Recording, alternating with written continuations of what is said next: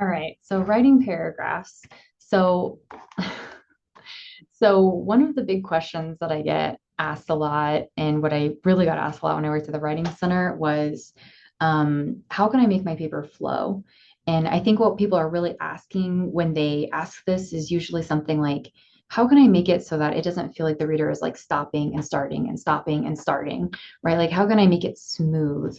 And so a lot of times what we're talking about here is how to structure our paper so that it's easy to read, right? So people aren't getting confused or lost or stuck or just stopping. And so basically this difference between a paper and a conversation is that when I'm having a conversation with someone, I can look and I can see what kind of response are they having to what I'm saying, right? And when I'm writing a paper or honestly even making a video, I'm trying to anticipate like what your questions might be, how much information to share, how much is too much, what kind of tone should I use?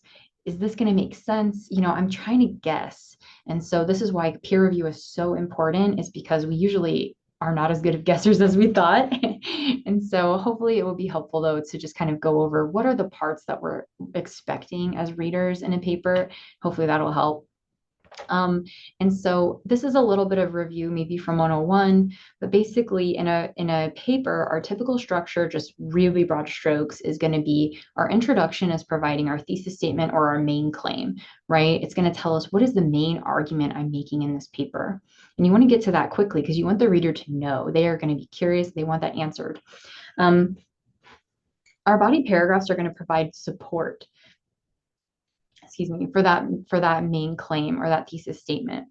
And so you want to make sure that that's there. And then finally, your conclusion is going to tell you what is the significance of this argument or of this paper. Now that I know what you've said and I've seen the support, I've seen what your argument is, what do I do with this information now? Okay.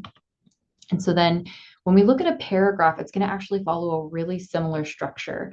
You're going to start with your topic sentence, which is going to provide the main claim for your paragraph. Okay, what do you want this paragraph to say? What are you trying to say? What's the topic? What is the argument you're making? And then next, you're going to provide evidence. You want to say, for example, with our rhetorical analysis papers, you might provide a quote, you might have a statistic, you might have just a description of an example, the type of music that's being played in the background, something like that. And you want to be as specific as possible, by the way, with evidence. If you're talking really generally about evidence, you're asking the reader to kind of take your word for it. And so if you've heard show, don't tell before, it doesn't just apply to narratives, it also applies to presenting evidence, okay, or describing evidence. So try to be specific. What is the joke about? It's good to say he uses humor, which is pathos, but what specific jokes, right? And that's going to be the evidence.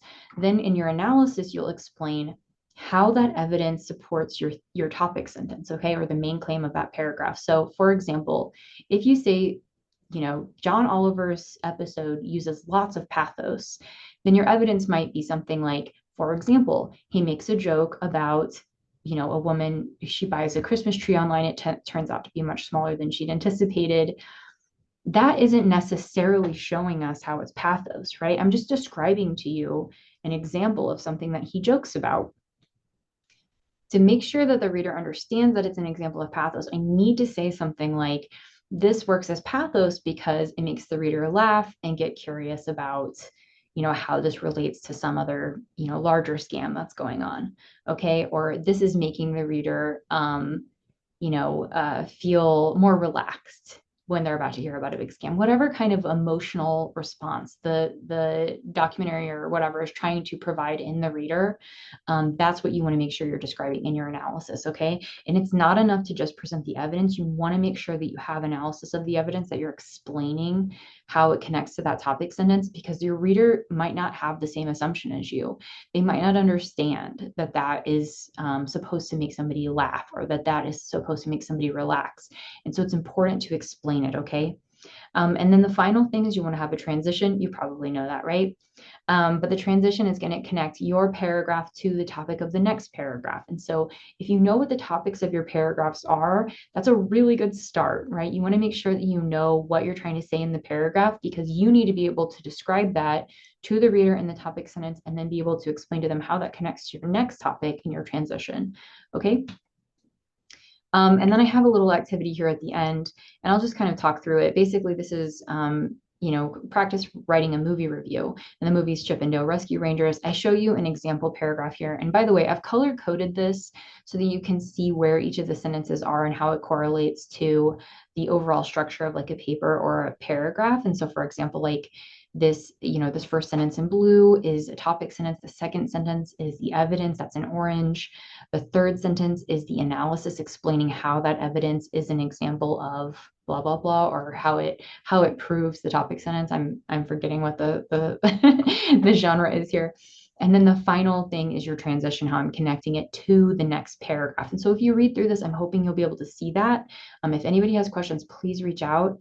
And then I have an activity here that you can kind of do in your head just to test whether or not you feel like you get this, where basically I would ask you to figure out if my next paragraph is about the script of the movie, which one of these numbers is the topic sentence, which is the evidence, which is the analysis, and which is the transition. And I'll just go ahead and give you the first one is it's four. Four is the topic sentence, right? And so in other words, that's going to tell you what the paragraph is about or what the argument of the paragraph is. And then you can move on and see if you can figure out the rest. Oh, oops, here's the spoiler. And then finally, I just wanted to show you a side by side of the overall paper structure and the paragraph structure. And you could see they really line up, like the colors, color coded. You present your main claim, evidence, and then explanation or analysis of that evidence. That's what the reader is expecting. So when we're talking about flow, a lot of times you just want to say, what does the reader expect from me? What do they want to see next? What am I leaving out? Hopefully this will help you feel more confident now when you're writing your paragraphs. All right, have a good one.